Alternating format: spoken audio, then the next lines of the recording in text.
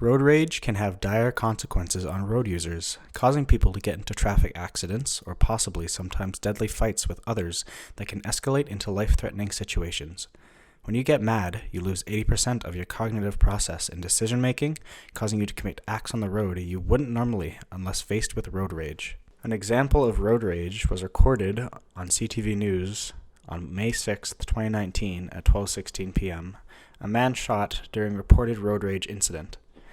One man was taken to hospital Saturday after a reported road rage incident led to a shooting.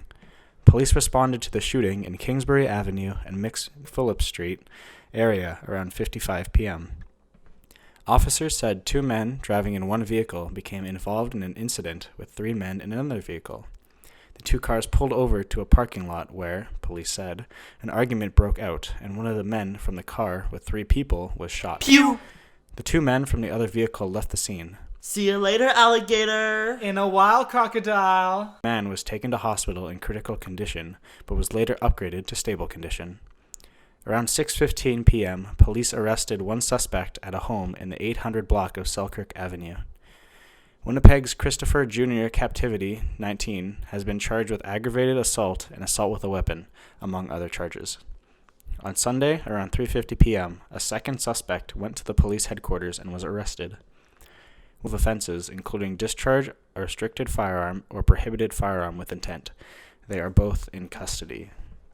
Road rage is a psychological disorder where an individual experiences heightened levels of stress, anxiety, or hostility due to the driving environment. Road rage is not limited to just stress caused by the road, resulting in a person, quote-unquote, acting out. It can possibly be due to a person under stress in other areas of their life, mixed in with the congested roads and someone on the road being perceived as aggressive, whether intentional or not.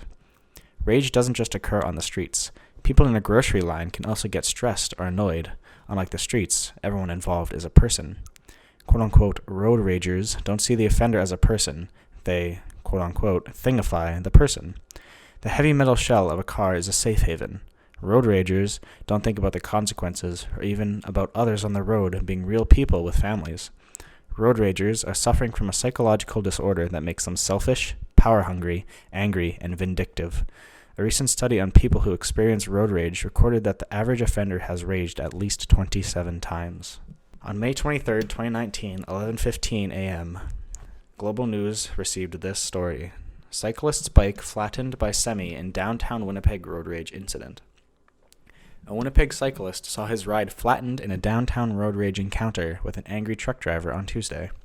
Eric Reeder told 680 CJOB he was traveling down Smith Street when a semi driver started honking at him.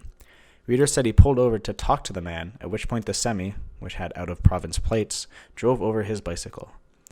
The last 100 meters before I got to the red light, I heard a big diesel rumble behind me, and I'm waiting to move over into the turning lane. And then he started honking at me, said Reeder. Honk, honk. I stopped and asked him if there was something he needed to talk to me about, and at that point, he had come to a stop.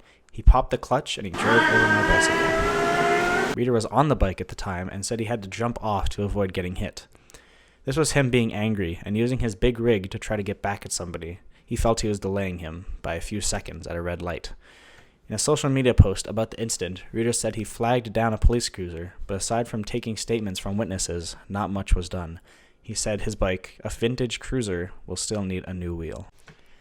If you are prone to road rage, there are simple steps you can follow to reduce the chances of acting out. Limiting stress is a key factor to reducing the chances of road rage. If you feel there is stress weighing you down instead of driving, go to the gym or take a walk. The radio can influence your mood greatly. Listening to something soothing that doesn't put your mind in a bad place. The third tip is to use FIDO. When something on the road bothers you, put it into effect by forgetting it, then driving on. If you possibly are threatened a rager on the roads, don't return gestures and try your best to remain behind them.